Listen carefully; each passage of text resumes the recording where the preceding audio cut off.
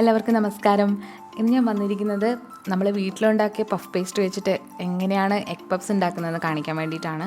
അപ്പോൾ egg puffs മാത്രമല്ല, ഞാനൊരു ചെറിയൊരു സ്വീറ്റ് റെസിപ്പിയും കൂടി ഇതിൻ്റെ കൂടെ ചെയ്യുന്നുണ്ട്. അപ്പോൾ ഇന്നലെ ഞാനൊരു വീഡിയോ ഇട്ടിട്ടുണ്ടായിരുന്നു വീട്ടിലെങ്ങനെയാണ് പഫ് പേസ്ട്രി ഉണ്ടാക്കുക എന്നുള്ളത്. അപ്പോൾ അത് കണ്ടിട്ടില്ലാത്തവരുണ്ടെങ്കിൽ അതൊന്ന് കാണുക. പിന്നെ പുതിയതായിട്ട് ചാനൽ കാണുന്നവരാണെങ്കിൽ ചാനലൊന്ന് സബ്സ്ക്രൈബ് ചെയ്തോളൂ. ബെൽ ബട്ടൺ കൂടി പ്രസ് ചെയ്യാൻ മറക്കണ്ട. അപ്പോൾ നിങ്ങൾക്ക് പുതിയ നോട്ടിഫിക്കേഷൻസ് ഒക്കെ കിട്ടും. അപ്പോൾ വളരെ പെട്ടെന്ന് തന്നെ നമുക്ക് എഗ് പഫ്സ് എങ്ങനെയാണ് തയ്യാറാക്കുന്നതെന്ന് നോക്കാം.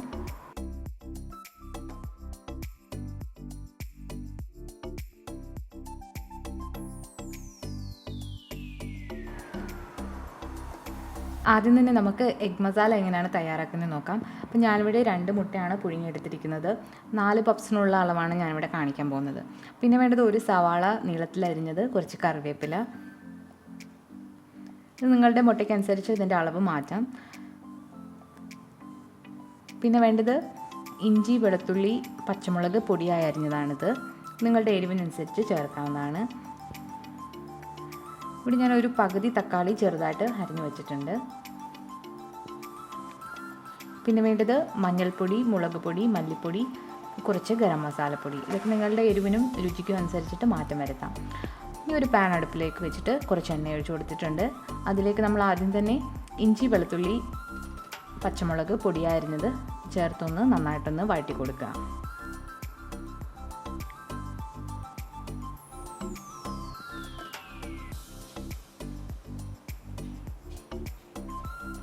ഇത് നന്നായിട്ടൊന്ന് വഴണ്ട് വന്നതിന് ശേഷം നമ്മൾ എടുത്തു വെച്ചിരിക്കുന്ന നീളത്തിലരിഞ്ഞ സവാളയും കറിവേപ്പിലയും കൂടി ചേർത്ത് കൊടുക്കാം.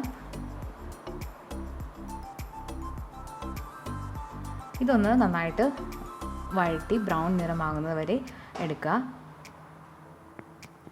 അപ്പോൾ നമ്മുടെ സവാളയൊക്കെ നന്നായിട്ട് ബ്രൗൺ നിറമായി വന്നിട്ടുണ്ട്. ഇനി ഇതിലേക്ക് നമ്മൾ എടുത്തു വെച്ചിരിക്കുന്ന പൊടികൾ കൂടി ചേർത്ത് കൊടുക്കുകയാണ്. പൊടിയുടെ പച്ചമണമൊക്കെ ഒന്ന് നന്നായിട്ട് മാറി വരണം.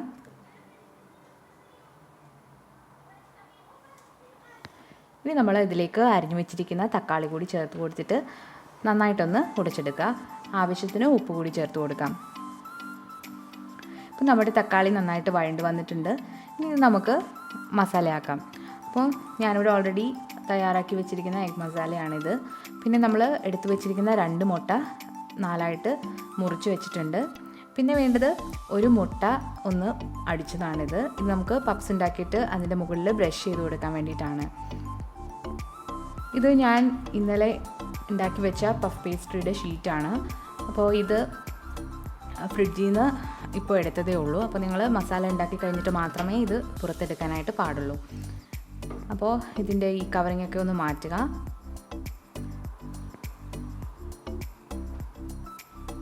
അതിനുശേഷം കുറച്ച് മൈദാപ്പൊടി നിങ്ങളുടെ കൗണ്ടർ ടോപ്പിൽ ഇട്ട് കൊടുക്കുക.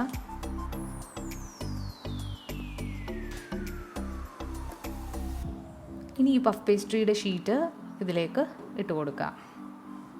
അപ്പോൾ നിങ്ങൾക്ക് എത്ര പപ്സ് ആണോ വേണ്ടത് അതനുസരിച്ചിട്ട് നിങ്ങളിത് കട്ട് ചെയ്യുക. ബാക്കി നിങ്ങൾക്ക് തിരിച്ച് ഫ്രിഡ്ജിൽ തന്നെ സൂക്ഷിക്കാവുന്നതാണ്. 2 ദിവസം വരെ നോർമൽ ഫ്രിഡ്ജിലിരിക്കും. അത് കഴിഞ്ഞാൽ നിങ്ങൾ ഇത് ഫ്രീസ് ചെയ്ത് വെക്കാനായിട്ട് ശ്രദ്ധിക്കുക.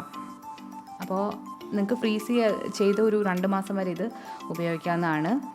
റോളർ വെച്ചിട്ട് ഒന്നുകൂടി ഒന്ന് ജസ്റ്റ് ഒന്ന് അധികം ബലം കൊടുക്കാണ്ടൊന്ന് റോൾ ചെയ്തെടുക്കുക.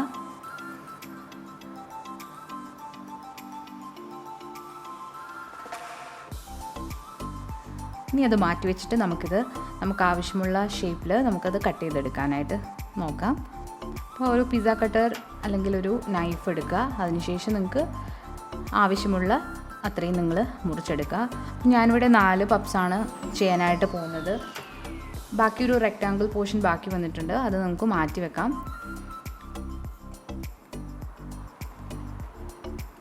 തിക്നെസ് നിങ്ങൾ നോക്കാം. നിങ്ങളുടെ തിക്നെസ് അനുസരിച്ചിട്ട് വേണം ഇത് ചെയ്യാനായിട്ട്.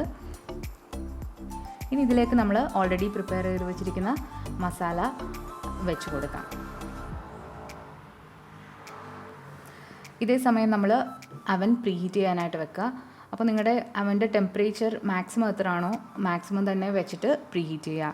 ചില അവനിൽ 200 ആയിരിക്കും മാക്സിമം. അപ്പോൾ 200 വെക്കുക.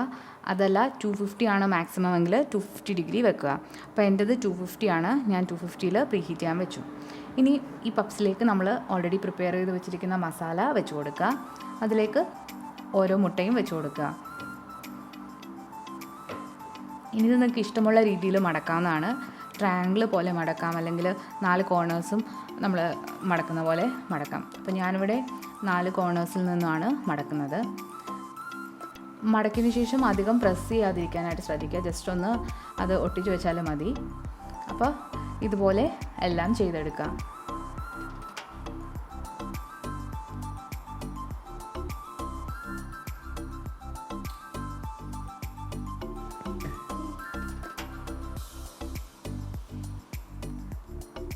അപ്പോൾ നമ്മൾ 4ാമത്തെ പപ്സും നന്നായിട്ട് മടക്കിയെടുത്തുകൊണ്ടിരിക്കുകയാണ്.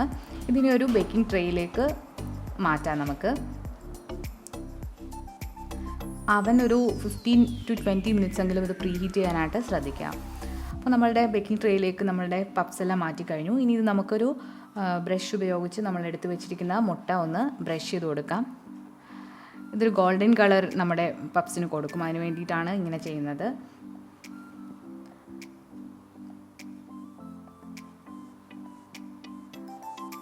ബേക്കിംഗ് പേപ്പർ വെക്കുകയാണെങ്കിൽ നിങ്ങളുടെ ട്രേയിലൊന്നും അധികം ഇതാവില്ല.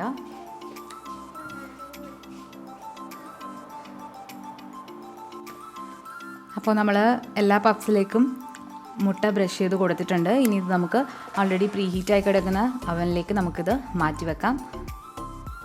കഴിവതും മുകളിലത്തെ ട്രേയിൽ വെക്കാനായിട്ട് ശ്രദ്ധിക്കുക, നിങ്ങളുടെ റാക്കിൽ വെക്കാനായിട്ട് ശ്രദ്ധിക്കുക. ഇനി ഇതൊരു 30 മുതൽ 40 മിനിറ്റ് വരെ നമുക്ക് ബേക്ക് ചെയ്തെടുക്കാം. നിങ്ങളുടെ ഓവൻ്റെ ടെമ്പറേച്ചർ കുറവാണെങ്കിൽ കുറച്ച് കൂടുതൽ സമയം എടുത്ത് നിങ്ങൾക്കിത് ബേക്ക് ചെയ്യാവുന്നതാണ്.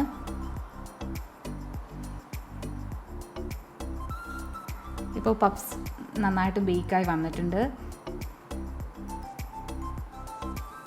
നമ്മൾ ഈ ബട്ടറൊക്കെ ചേർത്തിരിക്കുന്ന കാരണം ഈ അവൻ തുറക്കുമ്പോൾ കുറച്ച് പുക വരാനുള്ള ചാൻസ് ഉണ്ട്. അപ്പോൾ നിങ്ങളത് നോക്കിയിട്ട് ചെയ്യുക. ഓവൻ ഓഫാക്കിയിട്ട് കുറച്ച് കഴിഞ്ഞിട്ട് നിങ്ങളത് തുറന്ന് നോക്കാനായിട്ട് ശ്രദ്ധിക്കുക. അപ്പോൾ നമ്മുടെ പപ്സ് റെഡി ആയിട്ടുണ്ട്. ഇനി ഇത് നമുക്ക് ഒരു കൂളിംഗ് റാക്കിലേക്ക് മാറ്റി വെക്കാം.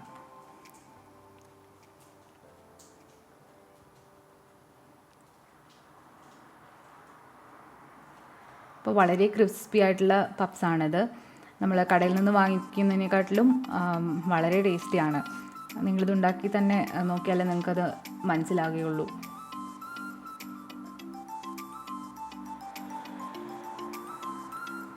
അപ്പോൾ നല്ല ചൂടായിട്ടിരിക്കുകയാണ്. തണുത്തതിന് ശേഷം നിങ്ങൾ വേറൊരു പാത്രത്തിലേക്ക് മാറ്റാം.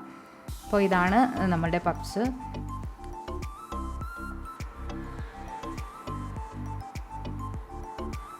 നമ്മുടെ പപ്സ് റെഡി ആയിട്ടുണ്ട്. ഞാനിതൊന്ന് മുറിച്ച് കാണിച്ചു തരാം നിങ്ങളെ. നിങ്ങൾക്ക് കാണുമ്പോൾ തന്നെ അറിയാം ഇത് വളരെ ചൂടാണ്. നമ്മൾ കടയിൽ നിന്ന് വാങ്ങുന്ന പപ്സിൻ്റെ പോലെ തന്നെ ലെയേഴ്സായിട്ട് വന്നിട്ടുണ്ട്. അതുപോലെ തന്നെ വളരെ സോഫ്റ്റിയാണ്, ക്രഞ്ചിയാണ്.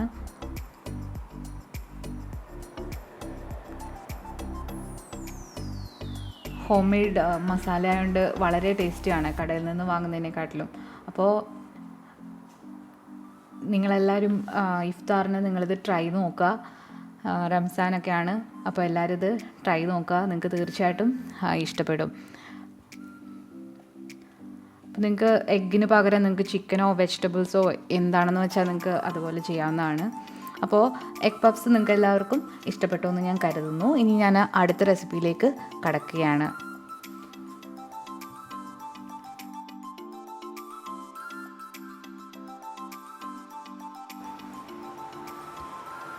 അടുത്ത് ഞാൻ തയ്യാറാക്കാൻ പോകുന്നത് ഒരു സ്വീറ്റായിട്ടുള്ള റെസിപ്പിയാണ്. അപ്പോൾ നമ്മൾ എഗ് പപ്സിന് എടുത്തതിൻ്റെ ബാക്കി ഒരു റെക്റ്റാങ്കിൾ ഷേപ്പ് വന്നിട്ടുണ്ടായിരുന്നു. അപ്പോൾ അതിലാണ് ഞാനത് ചെയ്ത് കാണിക്കാനായിട്ട് പോകുന്നത്. അപ്പോൾ ഇതിൽ ഞാൻ ഫില്ലിംഗ് ആയിട്ട് വെക്കാനായിട്ട് പോകുന്നത് പഞ്ചസാരയും തേങ്ങയും കൂടിയാണ്. അപ്പോൾ ഇതൊക്കെ നിങ്ങളുടെ ഇഷ്ടമാണ്. നിങ്ങൾക്ക് പഞ്ചസാര മാത്രമായിട്ട് ഇതിൽ ചേർക്കാവുന്നതാണ്. ഞാനിവിടെ കുറച്ച് ഡെസിക്കേറ്റഡ് കോക്കനട്ടും പഞ്ചസാരയും കൂടെ മിക്സ് ചെയ്ത് വെച്ചിട്ടുണ്ട്. ഇനി ഇത് ഇതിലേക്കൊന്ന് നിരത്തി കൊടുക്കുക.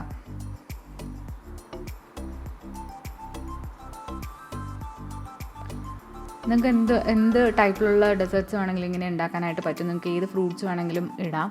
അപ്പോൾ പഫ്സ് മാത്രമല്ല ഈ പഫ് പേസ്റ്റ് വെച്ചിട്ട് ഉണ്ടാക്കാനായിട്ട് പറ്റുക, വേറെ പല സ്വീറ്റ് ആയിട്ടുള്ള ഐറ്റംസും ഉണ്ടാക്കാനായിട്ട് പറ്റും. അപ്പോൾ ഇത് ലെയർ ചെയ്തതിന് ശേഷം 2 സൈഡിൽ നിന്ന് ഒന്ന് റോൾ ചെയ്ത് കൊടുക്കുക.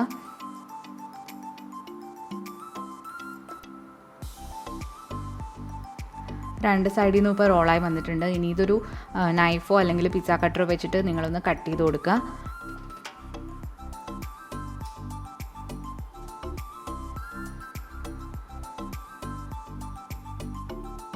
ഈ കട്ട് ചെയ്തത് ഇനിയൊരു ബേക്കിംഗ് ട്രേയിലേക്ക് നിങ്ങൾക്ക് മാറ്റി വെക്കാവുന്നതാണ് ഇതുപോലെ. അപ്പോൾ നമ്മുടെ ഓവൻ ഓൾറെഡി പ്രീഹീറ്റായി കിടക്കുകയായിരുന്നു. അപ്പോൾ ഇതൊരു ഞാൻ 200 ഡിഗ്രിയിലൊരു 15 മിനിറ്റ് ഒന്ന് ബേക്ക് ചെയ്യാൻ പോവുകയാണ്. അപ്പോൾ നമ്മുടെ സ്വീറ്റായിട്ടുള്ള റെസിപ്പി തയ്യാറായിട്ടുണ്ട്. അപ്പോൾ ഇത് വളരെ എളുപ്പമാണ്, അതുപോലെ തന്നെ വളരെ ടേസ്റ്റിയാണ്. പിള്ളേർക്കൊക്കെ നന്നായിട്ട് ഇഷ്ടപ്പെടും, കാണാനും നല്ല ഭംഗിയാണ്. അപ്പോൾ ഇത് നമ്മൾ ഗസ്റ്റൊക്കെ വരുമ്പോൾ ട്രൈ ചെയ്യാൻ പറ്റിയൊരു റെസിപ്പിയാണ്. ഈ 2 റെസിപ്പീസും നിങ്ങൾക്ക് ഇഷ്ടപ്പെട്ടു എന്ന് ഞാൻ കരുതുന്നു. ഇഷ്ടപ്പെട്ടെങ്കിൽ നിങ്ങൾ തീർച്ചയായിട്ടും ട്രൈ ചെയ്ത് നോക്കുക. എന്നിട്ട് നിങ്ങളുടെ അഭിപ്രായങ്ങളും നിർദ്ദേശങ്ങളും ഒക്കെ എന്നെ കമൻറ്റിലൂടെ അറിയിക്കുക. നിങ്ങൾ ട്രൈ ചെയ്തിട്ടുണ്ടെങ്കിൽ ഫോട്ടോസൊക്കെ എനിക്ക് സെൻഡ് ചെയ്ത് തരാം.